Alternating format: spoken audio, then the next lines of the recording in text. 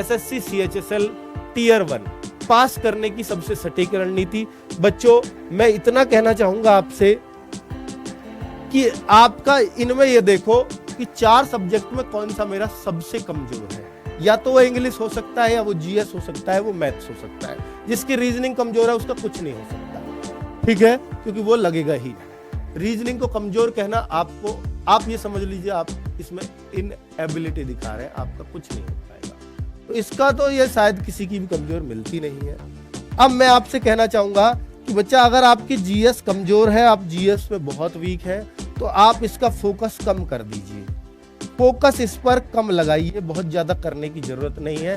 क्योंकि अगर बहुत अच्छी भी अगर कोई जीएस कर पाता है 25 में से, तो वो भी 12-14 क्वेश्चन ही कर पाता है।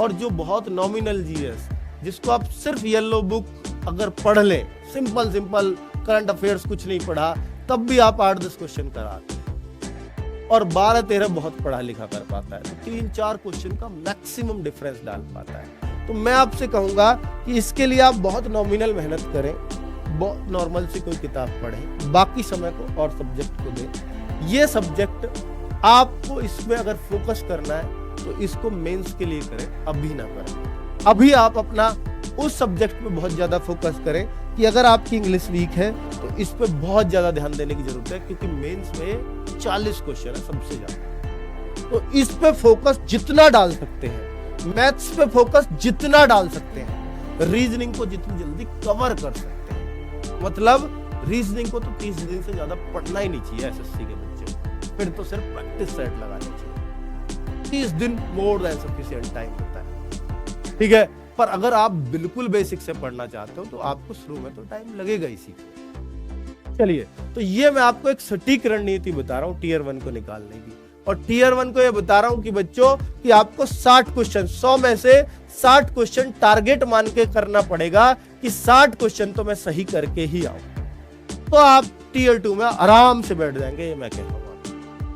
और 60 करें चाहे इसमें 80 करें, इन नंबरों का कोई अर्थ नहीं है, सिर्फ ये क्वालिफाइंग है। 60 वाला भी बराबर, 80 वाला बराबर, 70 वाला भी बराबर, तो यहां जस्ट क्वालिफाइंग करें। इसके बाद हम टीयर 2 की तरफ जब चलते हैं तो कितना स्कोर टीयर 2 में काफी रहेगा, ये बच्चों के मन में सवाल आता है। लेकिन उससे पहले ये सवाल आता है कि सर टीयर 1 के बाद कितना समय टीयर 2 के लिए मिल जाएगा। कि टीयर 1 अगर हमारा फरवरी में होता है, फरवरी बेटा 20 फरवरी के बाद टीयर 2 कभी भी शुरू हो सकता है, 20 से पहले नहीं होगा, क्योंकि जीडी का एग्जाम है 15-16 तक, ठीक है। तो 15 फरवरी तक तो जीडी का ही है, उसमें 20 आप मान लीजिए, 20 से पहले सीएचएसएल शुरू नहीं हो पाएगा फरवरी में। 20 के बाद अगर शुरू हुआ और आपका फरवरी में ही पड़ गया, या फरवरी में पड़ा तो 10-12 मार्च तक वो चलेगा, 20 फरवरी से शुरू हुआ तो 10-12 मार्च तक अगर चला और 1 महीना कम से कम रिजल्ट में लगेगा 10 अप्रैल, तो उसके बाद 2 महीने आपको आराम से मिल जाएंगे। यानी आप ये मान सकते हो कि जून से पहले टीयर 2 नहीं होगा। तो आप सोचिए कि अगर आपका फरवरी में हो गया, 4 महीने तो वैसे ही मिल गए। किसी का मार्च में हुआ तो उसको 3-3.5 महीने मिल गए। तो इतना टाइम मोर देन सफिशिएंट है अगर आप तैयारी लगातार पहले से करते आ रहे हो, ठीक है।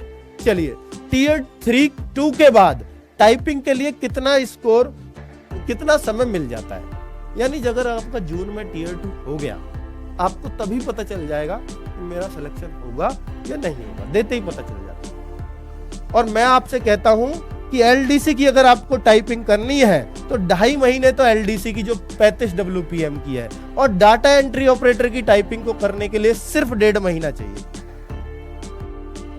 3 बार करना, दिन में 1-1 घंटे बहुत है, इतने में हो जाएगा। अगर ये कर लिया, इतना समय तो आराम से मिल जाएगा यार। 3 महीने तो आराम से मिल जाते हैं टीयर 2 के बाद टाइपिंग के लिए, बहुत आराम से। तो भाई साहब क्यों नहीं, हम टाइपिंग पे क्यों अभी टाइम बर्बाद करें, बाद में भी कर सकते हैं, ठीक है। तो इसलिए बहुत ज्यादा टेंशन की इसमें जरूरत नहीं है। अब मैं टीयर 2 की बात ये करने आया हूं बच्चों कि सेक्शन 1 मैथ रीजनिंग आते हैं टीयर 2 में। मेन टारगेट हमारा यही है, हम जो बैच लेके आ रहे हैं ना, वो जरूर टीयर 1 तो वो पास करा ही देगा, उसका उद्देश्य टीयर 2 ही होगा, यही होगा, क्योंकि यही तो मार्क्स मेरिट बनाएंगे, सिलेक्शन तो यही मार्क्स कराएंगे ना बच्चों। तो मैथ्स रीजनिंग, मैथ्स के 30 क्वेश्चन, रीजनिंग के 30 क्वेश्चन, पेपर पहला यही होगा। और 1 घंटे आपको टाइम मिलता है, 1 घंटे में आपको 180 मार्क्स करने हैं, यानी 60 क्वेश्चन। 60 क्वेश्चन, एक क्वेश्चन जो है, एक क्वेश्चन 3 मार्क्स का, तो इसलिए 180 मार्क्स का पेपर होता है ये। 60 मिनट आपको इसके लिए मिलेंगे, 60 मिनट्स। और यही सबसे बड़ा चैलेंज है कि 60 मिनट में 60 क्वेश्चन करना मैथ रीजनिंग। बच्चों, इसलिए बहुत मुश्किल क्वेश्चन नहीं आ सकते, क्योंकि 60 ही मिनट है और दोनों चीजें टाइम टेकिंग है जो एक ही सेक्शन में रख दी गई है। अगर मैं दूसरे सेक्शन की बात करूं, जीएस इंग्लिश, दोनों पे ही टाइम नहीं लगता और फिर भी 1 घंटा है। तो यहां तो टाइम की भरमार है, यहां टाइम बहुत शॉर्ट है। तो इसके लिए आपको मैथ और रीजनिंग के लिए आपको बहुत जबरदस्त प्रैक्टिस करनी पड़ेगी, क्योंकि जिसका टाइम कम पड़ा उसका सिलेक्शन नहीं हो सकता सीएचएस। जीएस और इंग्लिश के लिए बच्चों ये 20 क्वेश्चन, ये 40 क्वेश्चन, 1 घंटे का टाइम है, भैया 180 मार्क्स यहां भी है। टोटल मेरिट 360 में से बनेगी। और मैं आपसे ये कहता आया हूं कि आपको यहां 60 में से 50 क्वेश्चन, अगर आपकी मेहनत बहुत अच्छी है ना, तो 50 क्वेश्चन आप आराम से कर जाएंगे। यही स्कोरिंग सब्जेक्ट है। 25-25 तो दोनों में होने ही चाहिए। रीजनिंग में 27 कर लो तो मैथ्स में 23 भी चल जाएगा, लेकिन यहां से 50 क्वेश्चन आपके निकलने चाहिए। और मैं यहां बात करूं कि बेटा इंग्लिश आपकी अगर कमजोर भी है ना बहुत, तो भी आप 30 क्वेश्चन ले जाएंगे आराम से। और यहां जीएस में बहुत ज्यादा उम्मीद मत करना, 10 क्वेश्चन बहुत है। तो 40 ये, 50 ये, 90 क्वेश्चन, यानी 90 क्वेश्चन का मतलब 270 मार्क्स। 90 क्वेश्चन 270 मार्क्स, ये सिलेक्शन दिला देगा।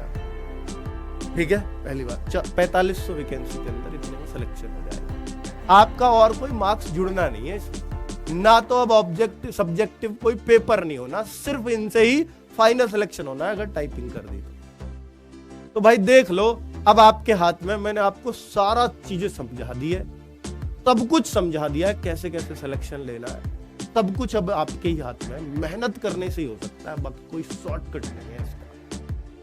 आप हर चीज पे, मैथ्स पे, इंग्लिश पे लगातार आपको दीमक की तरह लगना होगा, तभी आप इतना स्कोर तक पहुंच पाएंगे। ठीक है बच्चों, उम्मीद है कि आपको ये चीजें समझ में आई होंगी और निश्चित तौर पर आप बहुत मेहनत करने वाले हैं हमारे साथ। हमारी टीम 15 तारीख से आपके साथ बिल्कुल कंधे से कंधा मिलाकर खड़ी होगी। जब भी जो भी आपको प्रॉब्लम आएगी, हम सॉल्व करने के लिए खड़े रहेंगे और मॉक टेस्ट वगैरह हम आपको लगातार देते रहेंगे। ठीक है बच्चों, उम्मीद है कि चीजें समझ में आ गई होंगी। कोई क्वेश्चन है किसी का तो प्लीज बाद में कमेंट कर दीजिएगा। जीडी के साथ कैसे तैयारी करें मैं बता चुका हूं इसमें, ठीक है। तो भैया बाद में कमेंट कर देना, उसमें मैं आपको रिप्लाई कर दूंगा। नमस्कार, धन्यवाद।